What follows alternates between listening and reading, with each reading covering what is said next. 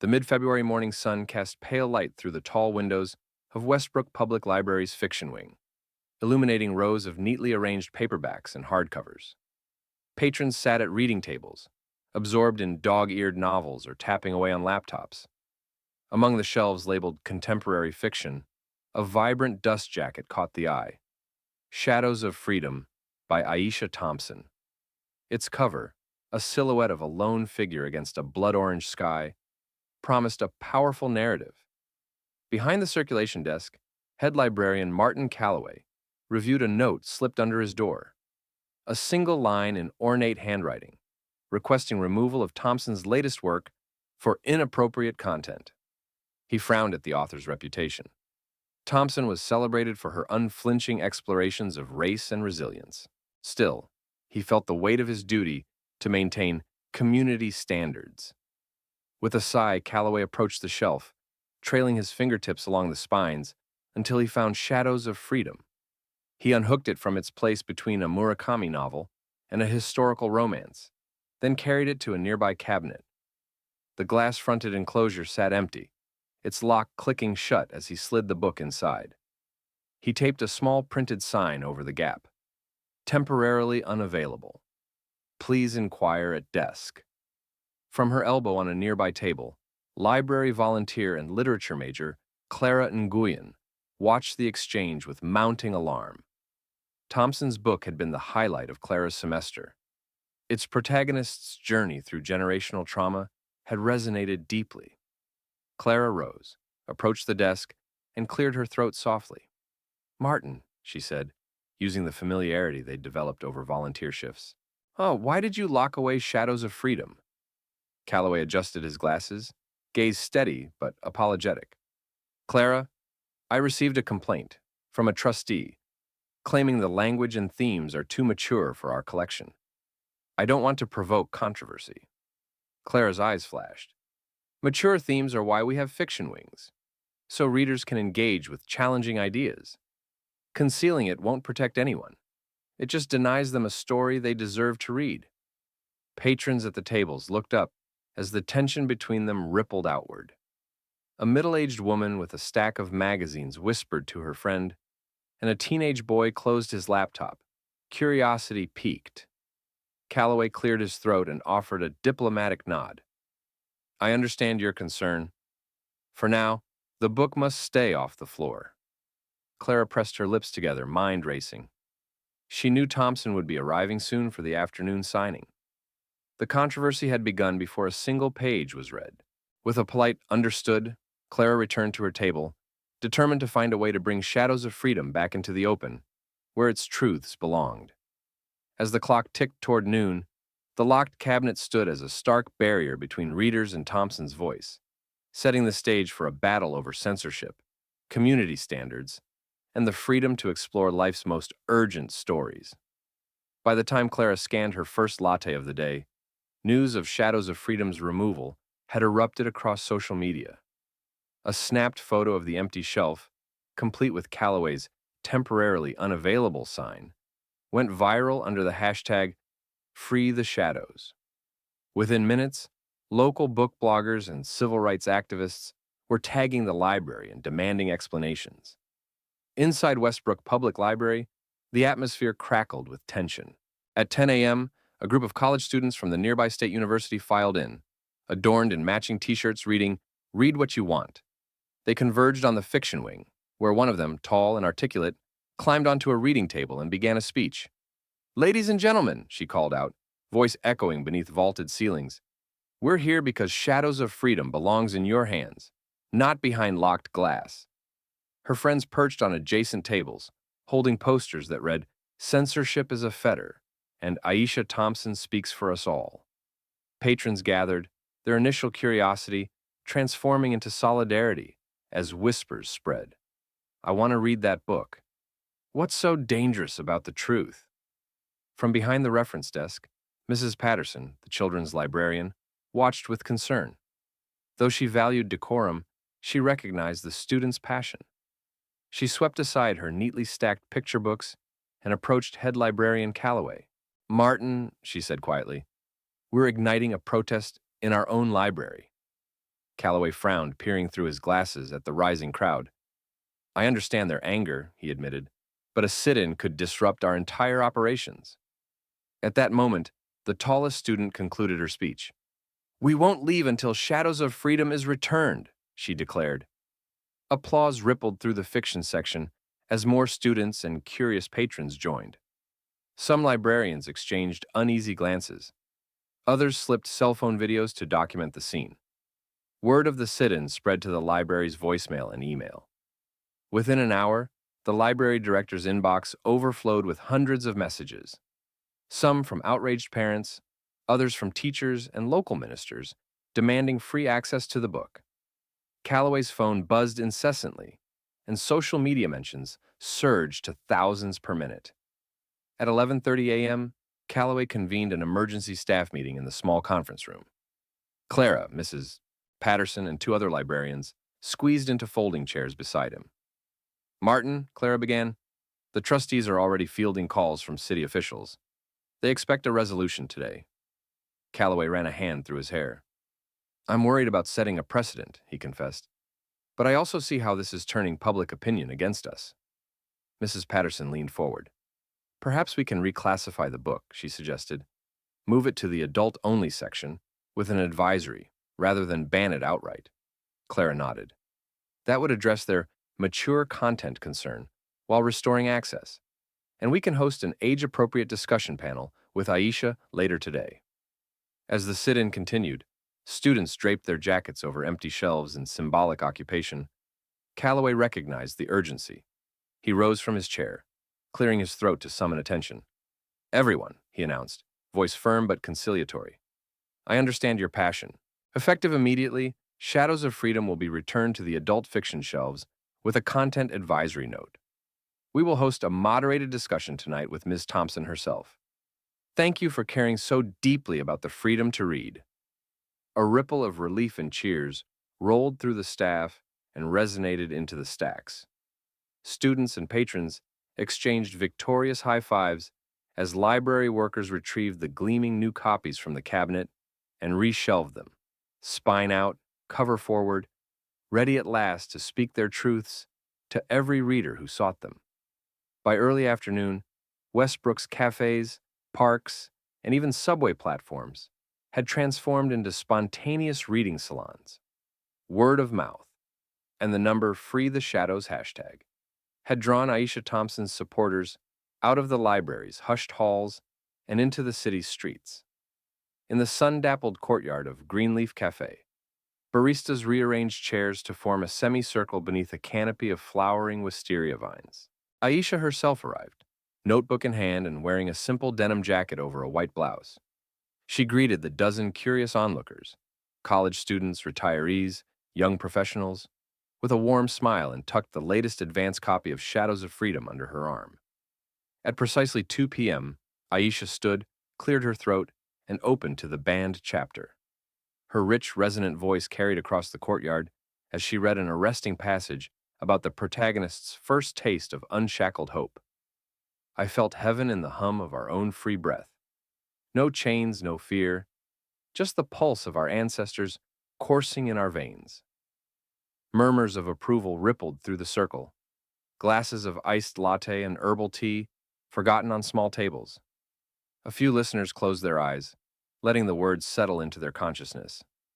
Others pulled out phones, live streaming the reading to thousands of viewers online. Meanwhile, on the shaded benches outside Harmony Park's children's playground, a group of volunteers hosted a Bring Your Own Blanket salon. A mishmash of strollers, scooters, and dog leashes framed the scene as excited patrons passed around physical copies of Shadows of Freedom. One volunteer, a librarian from a neighboring county, moderated questions. What does freedom look like to you? And why is this story so important today?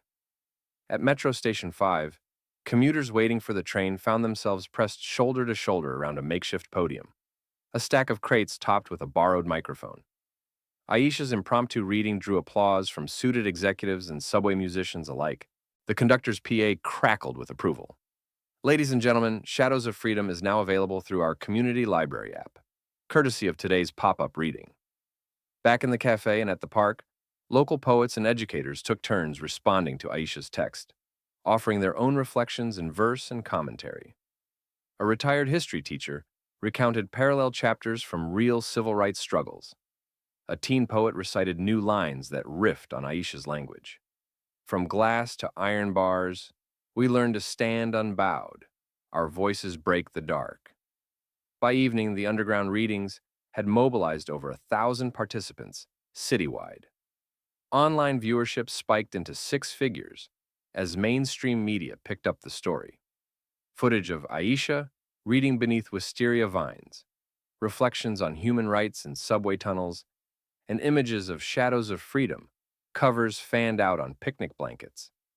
The movement had become unstoppable. As dusk settled, Aisha wrapped up her final reading in Harmony Park. She closed the book and looked around at the faces. Friends, strangers, children perched on parents' laps. "Thank you," she said softly, "for bringing these stories into the light." The applause that followed was not just for her words, but for a community that refused to let censorship stand unchallenged. And in that moment, it was clear. Shadows of Freedom would never again be hidden in a locked cabinet. Its voice flowed freely, carried by every reader who believed in the power of stories to set us all free. By the time the sun dipped below Westbrook's skyline, every major bookstore and online retailer was overwhelmed by orders for Shadows of Freedom. At Brookstone Books on Main Street, the manager, Carla Nguyen, watched in awe as her new arrivals display was stripped bare in less than 2 hours. Dozens of customers, some clutching multiple copies, lined up at the counter. Carla tapped her tablet in disbelief. "Reorder! 200 copies! Overnight delivery!" Across town at the Page Turner, an independent shop known for niche literary titles, owner Luis Ramirez watched his server crash under the strain of ebook downloads. He staggered into the back office, his face pale. "We're trending at #1, he gasped, checking his phone. "We've sold out every signed edition and half our unsigned stock. We need at least 500 more." Meanwhile, at the offices of Silverleaf Publishing, editors and publicists danced between ringing phones and frantic emails. Senior editor Marianne Chen strode through the bullpen, phone pressed to her ear. "Yes, push the print run to 50,000 copies. Yes, expedite the next shipment. I don't care about the cost, just make it happen." She hung up, then turned to the marketing team. "We've got national bestseller lists to conquer. I want interviews on morning shows, features in literary magazines, and spotlights in book clubs." On social media, the hashtag #Shadows of Freedom exploded into the top trending topic. Literary influencers posted unboxing videos, local radio hosts curated Aisha Thompson Reading Hour, and high school English teachers shared lesson plan previews. Within hours, Amazon's Movers and Shakers list shot the novel from obscurity to its #1 bestseller slot. Notifications cascaded across readers' devices. "Congratulations, Shadows of Freedom is now the top-selling book in the United States." That night, Aisha Thompson, exhausted from her citywide readings, opened her hotel room door to find two towering bags of overnight packages on the floor. Labels from coast-to-coast bookstores. She sank onto her bed, scanning the shipment notices. 10,000 copies to Barnes & Noble, 5,000 to Indigo, 3,000 to Waterstones UK. Tears welled in her eyes as she realized her story, once locked behind glass in a single library, was now igniting conversations and crossing borders internationally. In living rooms, cafes, and commuter trains, strangers discovered Aisha's unflinching narrative for the first time. By morning, Shadows of Freedom had shattered sales records for February releases, becoming a cultural phenomenon that no locked cabinet or narrow-minded policy could ever contain. The municipal auditorium buzzed with anticipatory tension as community members filled folding chairs that lined the stage. Beneath the high proscenium arch, a long table was set with microphones, water glasses, and nameplates. Martin Calloway, head librarian. Dr. Evelyn Harper, library director. And 5 trustees in dark suits. A second row of chairs sat empty for scheduled speakers. On one side of the room, a podium bore a mounted microphone. On the other, Rows of audience seating held librarians, students, authors, and concerned citizens. At precisely 6 p.m., Dr. Harper rapped her gavel and welcomed the assembly. We are here to consider the recent removal of Aisha Thompson's Shadows of Freedom from public circulation. Our goal is an open, respectful dialogue. She gestured to Calloway. Mr. Calloway, please explain your decision. Calloway rose from his chair, smoothing his tie. His voice betrayed a hint of regret as he addressed the board and the packed audience. Trustees, I received a trustee's request citing concerns over mature language and themes. In my judgment, I acted to protect younger patrons. I recognize now that the response was hasty and has sparked significant community unrest. His gaze shifted to the locked cabinet on stage, where a single copy of the banned book lay under glass. Next, a hush fell as Aisha Thompson herself took the podium. Clad in a charcoal blazer and holding a printed passage, she offered a calm, steady smile. Trustees, librarians, and friends, she began, voice resonant. Shadows of Freedom confronts difficult histories, but does so to illuminate healing and resilience.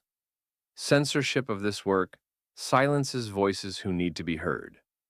She read from the contested chapter, her words painting vivid images of struggle and hope, and paused to let their weight settle. Literature's highest purpose is to challenge and to connect. A ripple of applause swept the room, quickly stifled by a polite cough from Dr. Harper. A student leader then approached, describing the sit-ins and pop-up readings. Our community refused to be silenced, she declared, voice unwavering. We believe in intellectual freedom and in Aisha's right to inspire readers of all ages. When the public comment period began, the podium line stretched around the auditorium. A retired schoolteacher spoke of classroom discussions transformed by Thompson's narrative. A parent described reading the book with her teenage daughter, sparking conversations on race and unity. A local pastor invoked the First Amendment. Each testimonial wove together a tapestry of support that outshone the lone trustee's initial complaint. Finally, Trustee Marianne Ortiz, once the voice behind the removal request, rose to speak. Her cheeks were pale but resolute. I've heard your testimonies, she said quietly. I realize now that I underestimated the power of open dialogue. I apologize to Ms. Thompson and to this community. She turned to Calloway. Martin, restore the book to the shelves without delay. A collective exhale swept through the crowd as Dr. Harper smiled warmly and announced, by majority vote, the ban is lifted. Shadows of Freedom will return to public circulation tomorrow, unrestricted. The locked cabinet rolled back, and Calloway personally retrieved multiple copies, laying them, cover forward, on a table for patrons to explore. Amid rising applause, Aisha stepped down from the podium. Calloway approached her, extending a handshake and a sincere apology. She accepted with grace. As the crowd dispersed into the lobby, where librarians handed out free bookmarks, quoting Thompson's lines, the library board meeting concluded not with division, but with renewed commitment to uphold the freedom to read. The following morning, the grand reading room of Westbrook Public Library was a flurry of purpose as staff prepared for the reinstatement of Shadows of Freedom. Sunlight streamed through vaulted stained glass windows, glinting off polished oak shelves. Library aides in crisp uniforms assembled tables laden with fresh copies of Aisha Thompson's novel. New placards announcing now available in bold letters, and stacks of bookmarks bearing her most evocative lines. At 9 a.m. on the dot, head librarian Martin Calloway emerged from his office, carrying a commemorative plaque engraved with the library's official apology. He placed it at the center of the fiction wing. In acknowledgement of the importance of intellectual freedom, we apologize for the removal of Shadows of Freedom and commit to upholding open access for all voices. A hush fell over the assembled staff and early patrons as Calloway raised his hand for silence. He cleared his throat and spoke, voice both firm and contrite. Yesterday we heard you. We learned that shielding difficult truths does more harm than good. Today, I return Aisha Thompson's novel to its rightful place, unlocked, shelf-facing, and ready to speak to every reader. With a ceremonious gesture, he tapped one of the new copies. Library assistants gently placed the books into their spots. Patrons, students in uniforms, local residents with tote bags approached to pick up the novel, some pausing to run their fingers over the embossed cover before flipping it open to the first page. Later that afternoon, the library hosted a reconciliation event in its community room. Rows of folding chairs faced a small stage framed by tall windows overlooking the main lawn. At a table on stage sat Martin Calloway, Doctor, Evelyn Harper, the library director, and Aisha Thompson, her latest book in hand. A hush of respectful anticipation settled as Calloway stepped to the lectern. "Ms. Thompson," he began, voice carrying sincerity, "on behalf of the Westbrook Public Library, I offer my deepest apologies for the removal of your work. In doing so, we failed our mission to provide access to diverse perspectives. We vow to learn from this error and to stand firm against censorship in any form." He presented Thompson with a glass-encased replica of the apology plaque. "Please accept this as our token of reconciliation." Aisha rose, accepting the gift with grace. In her hand, the book's pages fluttered like a living document of their shared journey. She spoke, voice warm but unwavering. "Libraries are sanctuaries of knowledge and compassion. I forgive this institution, not because errors are easily absolved, but because I believe in the library's capacity to grow and to serve every reader." She gestured to the audience. "May this moment remind us all that stories, no matter how challenging, must remain in the light." The room erupted in applause as patrons rose to their feet. Dr. Harper invited everyone to a celebratory reading circle. Attendees gathered in a close-knit ring as Thompson read a triumphant passage from Shadows of Freedom, her words echoing against the paneled walls. Afterward, community members, young and old, shared reflections on what the book meant to them, weaving their own voices into the tapestry of reconciliation. As dusk painted the sky in soft lavender hues, Calloway walked through the now open fiction wing. He paused before the Shadows of Freedom display, running his finger over the apology plaque. The book sat proud and uncovered, spines aligned like a chorus of free voices. In that quiet moment, he understood that true library stewardship meant not only preserving books, but embracing the courageous conversations they inspire. Months passed, and the impact of Shadows of Freedom rippled far beyond Westbrook's walls. In late spring, the library unveiled a gleaming bronze plaque in the main foyer, in honor of Aisha Thompson, whose courageous voice reminds us that knowledge must never be silenced. Head librarian Martin Calloway joined Aisha on a rainy afternoon as she pressed her hand to the plaque's smooth surface. A steady crowd of patrons, students in school uniforms, elderly neighbors with canes, young professionals clutching coffee cups, watched as two chairs were set before a microphone. Calloway offered Aisha a warm smile. "Today," he said into the mic, "we inaugurate the Aisha Thompson Free Speech Award, granted annually to a community member who champions intellectual freedom. We owe this to every reader who stood up for this book." Aisha nodded, her eyes bright. "I am honored," she replied. "This award ensures that our future conversations remain open, diverse, and fearless." She gestured to the audience. "Stories shape us, challenge us, and most importantly, connect us most. May we always defend the right to read and to think." Later that evening, Calloway surveyed a new feature in the fiction wing. A vibrant display case labeled Voices Unbound, showcasing titles that had faced bans or controversy worldwide. Each book was accompanied by a small placard explaining its journey to freedom.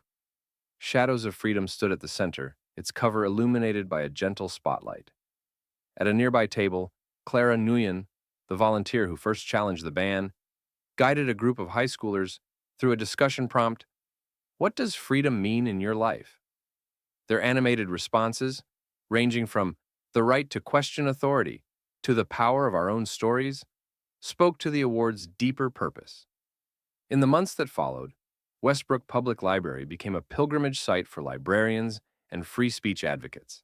Delegations toured the Voices Unbound exhibit. University classes scheduled field trips to study the library's response. And Aisha herself returned for annual readings, each time greeted by a new generation eager to explore the pages she had fought to set free. One crisp autumn morning, Calloway found a letter taped to the library's front doors.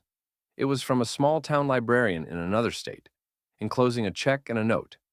In solidarity with Westbrook, we dedicate our own Freedom Shelf and pledge to defend every book placed there. Moved, Calloway placed the letter beside the plaque and added a handwritten journal entry. The battle for one book became a movement for many. As dawn broke over the library's ivy-clad facade, patrons streamed through the doors, clutching borrowed copies of Shadows of Freedom, their pages worn soft by eager hands. Somewhere in those pages, they found echoes of their own struggles, sparks of resilience, and the unwavering affirmation that no cabinet lock or well-intentioned policy could ever eclipse the light of a story determined to be told.